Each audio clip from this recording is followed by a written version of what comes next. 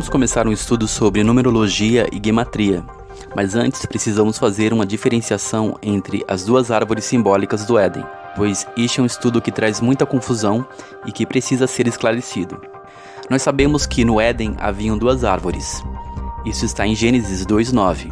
O Senhor Deus fez nascer então do solo todo tipo de árvores agradáveis aos olhos e boa para alimento. E no meio do jardim estava a árvore da vida e a árvore do conhecimento do bem e do mal. Então nós vemos aqui uma diferenciação, que haviam duas árvores, a árvore da vida e a árvore do conhecimento do bem e do mal. Como já estudamos, a árvore da Cabala não é a árvore da vida. Eu digo isso por revelação de Deus, mas os cabalistas a chamam de árvore da vida.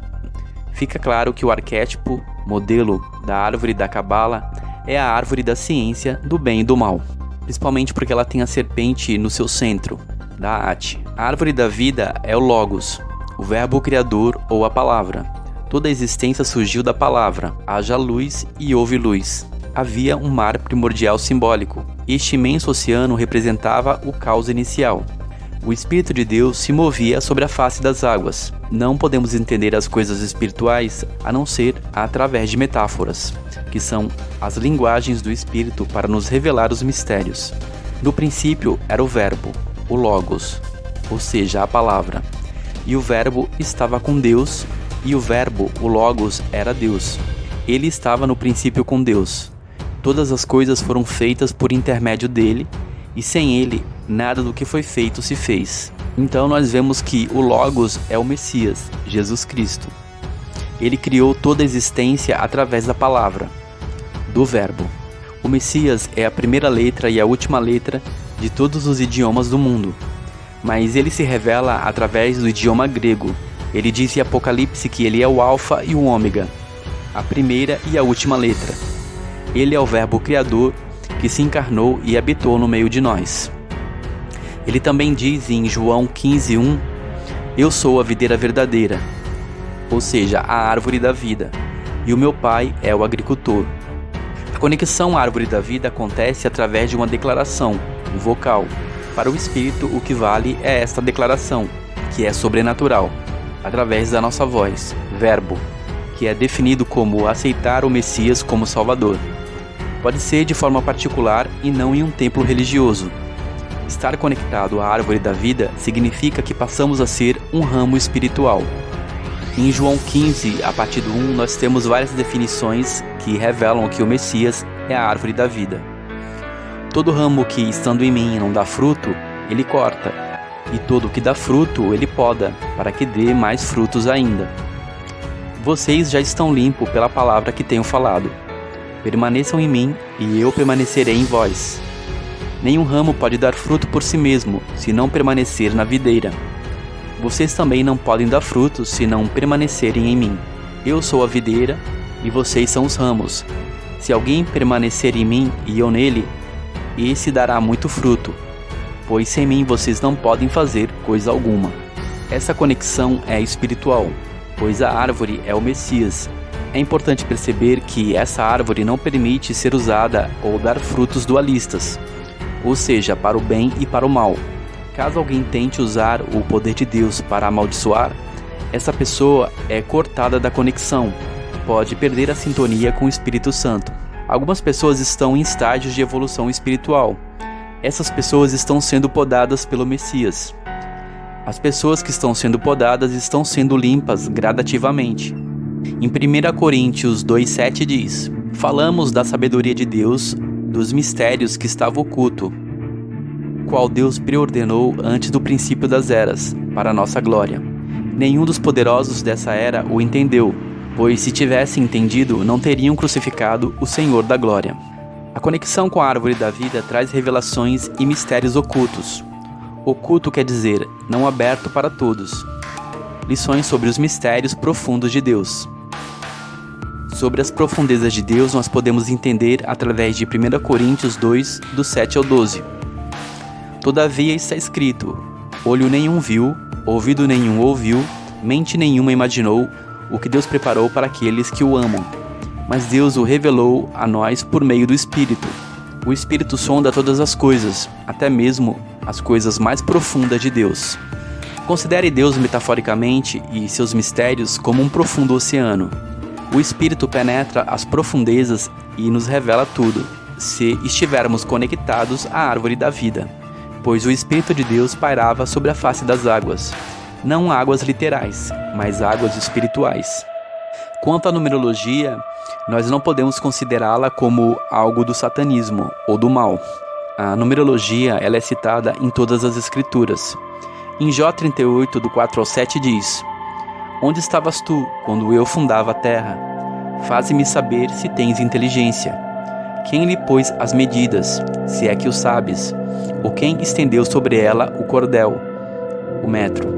Sobre que estão fundadas as suas bases? Ou quem assentou a sua pedra de esquina? Quando as estrelas da alva juntas alegremente cantavam, e todos os filhos de Deus rejubilavam. A numerologia faz parte da ciência de Deus. Não podemos rotular, dizer que nenhum número é do mal, mas as energias deles é que são usadas para o mal dentro do contexto cabalista. Deus mediu e calculou tudo, e criou o universo e a vida. Tudo foi criado dentro de um sistema binário, entre o 0 e o 1. No livro de Enoque, capítulo 8, nós vemos uma declaração de que os anjos ensinaram todo o ocultismo aos homens, como está escrito. Além disso, Azaziel ensinou os homens a fazerem espadas, facas, escudos, armas ou peitorais, a fabricação de espelhos e manufatura de braceletes e ornamentos, o uso de pinturas, embelezamento das sobrancelhas, o uso de todo tipo selecionado de pedras valiosas e toda sorte de corantes, para que o mundo fosse alterado. A impiedade foi aumentada e a fornicação multiplicada, e eles transgrediram e corromperam todos os seus caminhos. Amazaraque ensinou todos os sortilégios, Armeri ensinou a solução de sortilégios, Barcaial ensinou os observadores das estrelas, que é a astrologia. Tamiel ensinou a astronomia. Azaradel ensinou o movimento da lua. E os homens, sendo destruídos, clamaram, e suas vozes romperam os céus.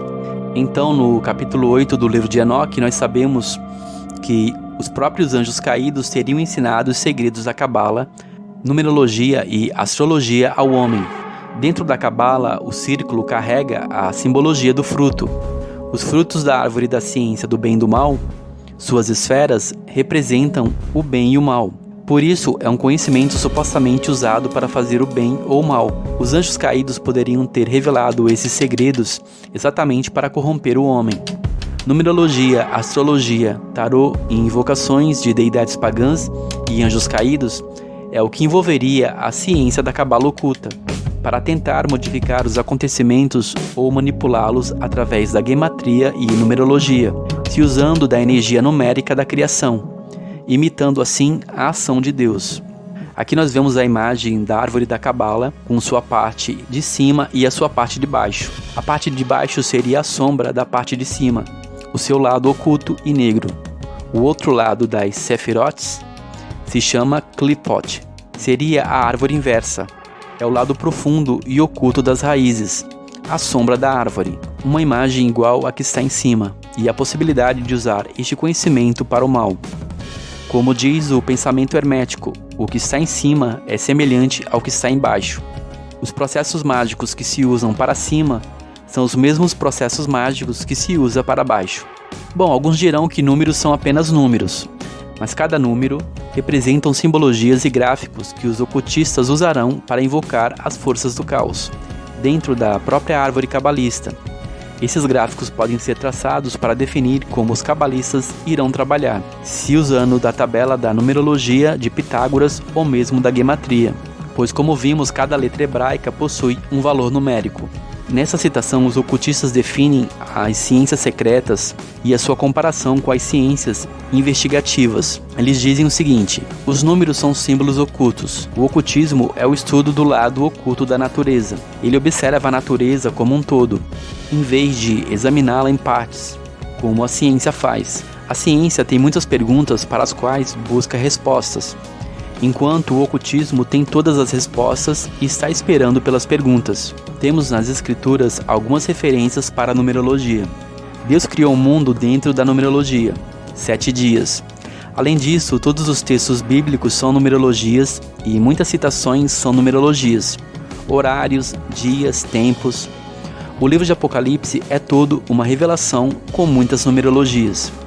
Todas as palavras são números, todas as vibrações sonoras são números, as músicas e suas notas são números, a arquitetura são números, a física e química são números, as ciências são fundamentalmente numerologias, como está escrito em Lucas 12:7. Até os cabelos da vossa cabeça estão todos contados. Deus criou todas as coisas calculando o peso, tamanho e formato. Isso nada mais é que numerologia. Ele contou os dias, numerologia. Ele deu peso ao vento, numerologia. Temos até a sequência de Fibonacci, onde ele estuda toda a numerologia presente na natureza, como vemos aqui nessa imagem do girassol.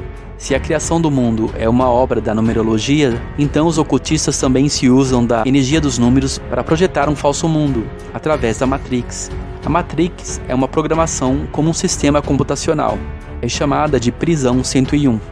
Aqui nós vemos uma imagem simbolizando os dois pilares, que simbolizam o número 1, e o grande olho, que simboliza o número 0, que é a serpente enrolada que devora a si mesmo. Aqui nós vemos os 12 meses judaicos com suas referências. Os 12 meses judaicos são todos astrológicos e possuem também nomes de deidades pagãs, como no caso do mês de Tammuz. O mês de Tammuz seria uma advertência pelo fato do povo ter quebrado as tábuas da lei e servido ao bezerro de ouro no deserto. Os meses judaicos começam sempre na lua nova. A lei hermética diz que o que está em cima é igual ao que está embaixo. Por isso que Baphomet aponta para cima e aponta para baixo. Para o pensamento ocultista, assim como está em cima, é também embaixo. Tudo é energia e pode ser usada para o bem ou para o mal. Por isso que eles usam a numerologia para o bem e para o mal. Os antigos dizem que essa energia é feita de Deus.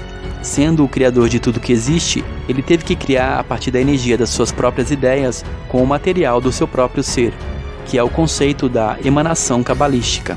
Esta é uma parte importante para entender a mente daqueles que usam esse sistema mágico de invocação, levando como base os planetas, as energias cósmicas e as forças da natureza, pela qual eles procuram manipular ou controlar. Na próxima aula vamos falar de Salomão e das 72 entidades que ele controlava, os chamados 72 anjos da Cabala e as suas numerologias. Deixe seus comentários e as suas considerações sobre este assunto. Shalom.